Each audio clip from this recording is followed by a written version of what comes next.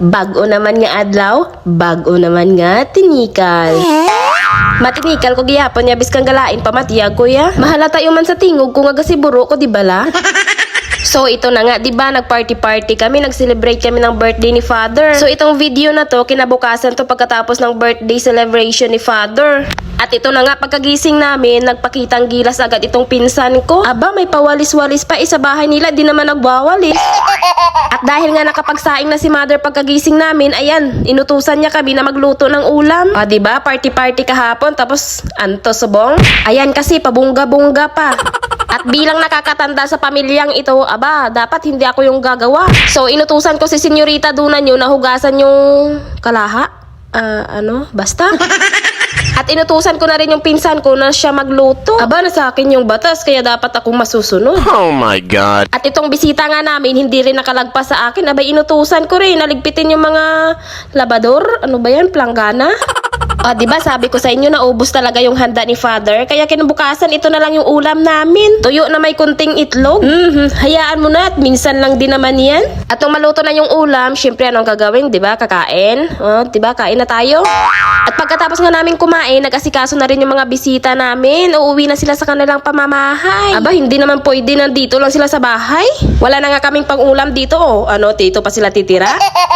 I-fast forward na natin to at mapabilis yung pagbo-voice over ko. So, mga alauna na to ng hapon at magtanghalian na nga kami. At pagkatapos nga namin kumain, pumunta si Mother sa aming babuyan. At manganganak nga yung isang inahing baboy. At pagpunta ko nga dito sa kanya, mga 8 na ata yung nailabas. Diba may bagong lilitsunin na naman si Mother? Aba, Mother, malapit na yung birthday ko. Baka naman.